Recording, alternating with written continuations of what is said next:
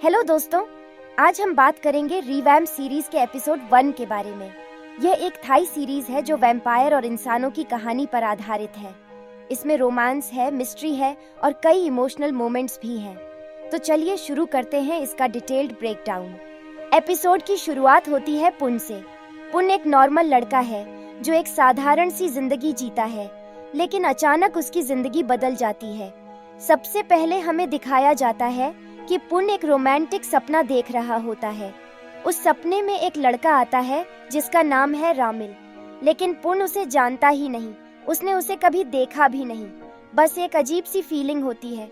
तभी उसका अलार्म बजता है और उसकी नींद खुल जाती है। उठने के बाद पुन टीवी ऑन करता है। टीवी पर न्यूज़ चल रही होती है कि 100 साल पुरानी एक पेंटिंग को एग्जीबिशन में दिखाया जाएगा। इस पेंटिंग को लोग वैम्पायर पेंटिंग कहते हैं, क्योंकि माना जाता है कि इसमें एक असली वैम्पायर की आत्मा को कैद किया गया था। अब इस पेंटिंग को आर्ट गैलरी में लाया जाता है। गैलरी का ओनर प्रेस से कहता है, आर्ट कभी नहीं मरता और इस पेंटिंग से बेहतर उदाहरण कोई नहीं हो सकता। यानी पूरी एग्जीबिशन का मेन अट्रैक्शन वही पेंटिंग होती है। पुन एक छोटी सी वर्कशॉप चलाता है जहां वह टूटी फूटी पुरानी चीजें रिपेयर करता है। वास, पेंटिंग, फर्नीचर, वह सबको ऐसा रिपेयर करता है कि नया लगने लगे। एक सीन में एक लेडी अपना पुराना वास लेकर आती है जो उनके परिवार की धरोहर होता है। पुन उसे इतनी खूबसूरती से रिपेयर करता है कि वह इमोशनल हो जाती है और कहती है, अगर मेरे पूर्वज ये देख पाते तो उन्हें तुम पर गर्व होता। यहाँ से साफ हो जाता है कि पुन न सिर्फ टैलेंटेड है बल्कि दिल का भी अच्छा है। पुन का एक छोटा भाई भी है। पुन को उसके भाई के प्रिंसिपल का फोन आता है। प्रिंसिपल बताते हैं कि तुम्हारे भाई की फिर से लड़ाई हो गई है। यह सुनकर पुन तुरंत अपने भाई के स्कूल प्रिंसिपल के ऑफिस पहुंच जाता है। वहां प्रिंसिपल पुन के भाई को समझाने की कोशिश करते हैं। इसके बाद पुन भी अपने भाई को समझाता है, लड़ाई से कुछ भी हल नहीं निकलता, तुम्हें धैर्य रखना चाहिए। अगर तुम्हें पता है कि तुम सही हो तो लड़ाई करने की जरूरत ही क्या है। इस पर पुन का भाई कहता है, भाई तुम्हें नहीं पता, जब वो लोग मुझे अडॉप्टेड कहते हैं तो मेरा खून खौल उठता है। मैं अपने आप को कंट्रोल नहीं कर पाता, आप नहीं समझ सकते। यह सीन दिखाता है कि दोनों भाइयों का स्वभाव अच्छा है, लेकिन उनकी सोच और नेचर अलग अलग है। दोनों, पुन और उसका भाई, वर्कशॉप पर आते हैं।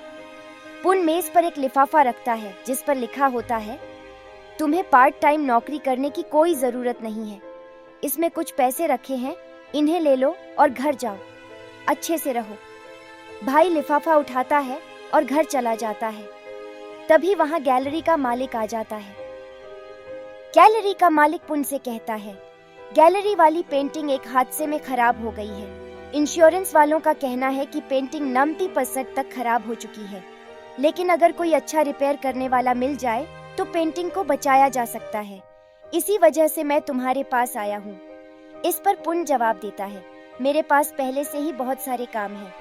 फिर पुन मान जाता है। पुन पेंटिंग रिपेयर करने के लिए एग्जीबिशन हॉल में जाता है। वहाँ चारों तरफ सन्नाटा होता है, बस हल्की सी हवा की आवाज सुनाई देती है। पुन पेंटिंग को ध्यान से देखता है और हाथ से छूने लगता है। अचानक उसकी उंगली में हल्की सी चोट लग जाती है। चोट लगते ही पूरी हॉल की लाइट्स झिलमिलाने लगती है, जैसे कोई अजीब सी शक्ति जाग उठी हो।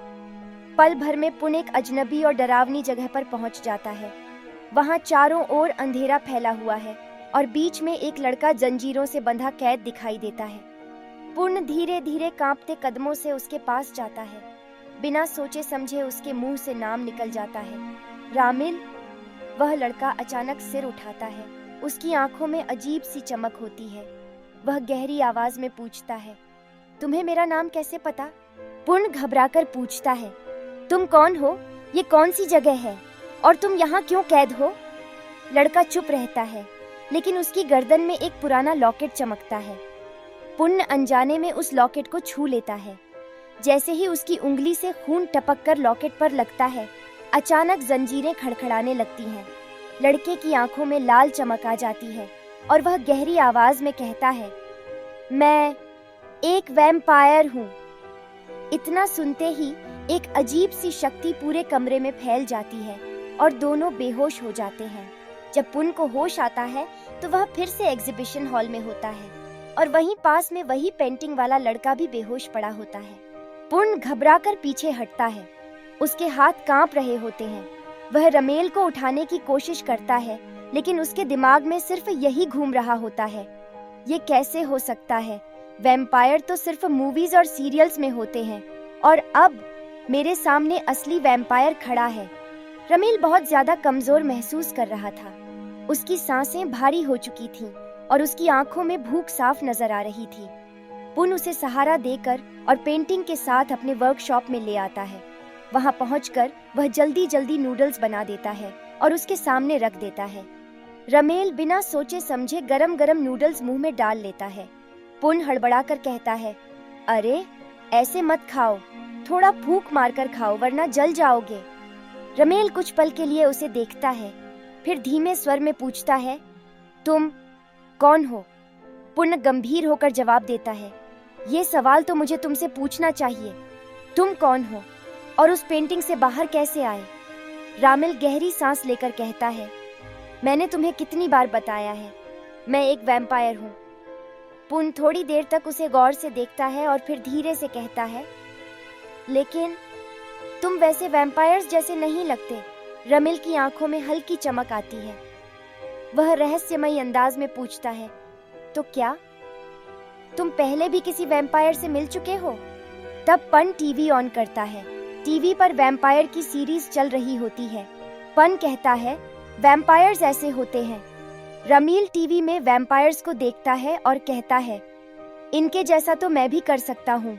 फिर वो अपनी पावर्स दिखाने की कोशिश करता है, कुछ मूवमेंट्स करता है जैसे टेलीपोर्ट होना, लेकिन 100 इयर्स तक कैद रहने की वजह से उसकी पावर्स चली गई हैं। रामिल कहता है, मैं इंसानों का ब्लड नहीं पीता। इन हरकतों से पुन और भी डर जाता है। रात बहुत हो चुकी होती है, इसीलिए पुन कहता है, तुम यहाँ सो सकते हो।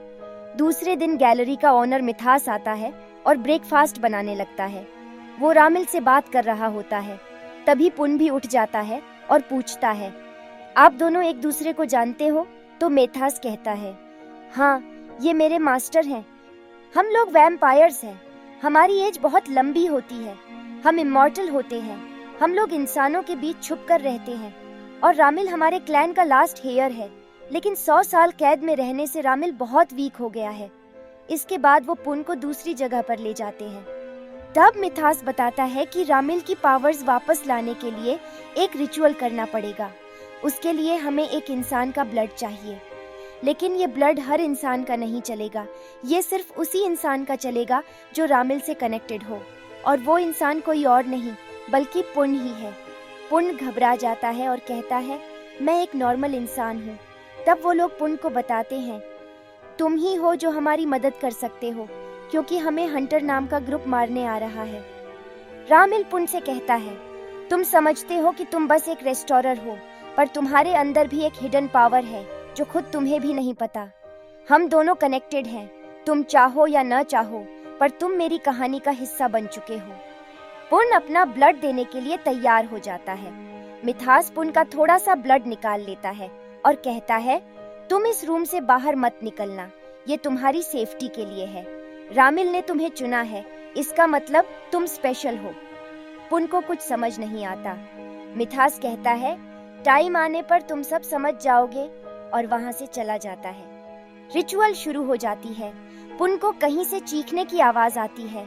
पुन डरकर उस जगह की ओर चला जाता है जहां से चीख आ रही थी, रिचुअल वाले कमरे की तरफ। मिथास कहता है, मैंने तुम्हें कहा था ना, कमरे से मत निकलना, अपने रूम में जाओ जल्दी। पुन भागने की कोशिश करता है, तब मिथास उसके पीछे आता है। मिथास अचानक वैम्पायर बन जाता है और पुन का गला दबाने लगता है। तभी वहां रामिल आ जाता है। फिर सीन बदलकर एक हॉस्पिटल दिखाया जाता है। वहां एक डॉक्टर नजर आता है। उसी वक्त डॉक्टर को मिथास का मैसेज आता है, मास्टर वापस आ गए हैं। तो दोस्तों, ये था रिवैम्प सीरीज एपिसोड 1 का पूरा एक्सप्लेनेशन। आपको एपिसोड 1 कैसा लगा कमेंट करके जरूर बताना, और हाँ, अगर वीडियो पसंद आए तो लाइक, शेयर और सब्सक्राइब करना ना भूलना। मिलते हैं एपिसोड 2 के एक्सप्लेनेशन में।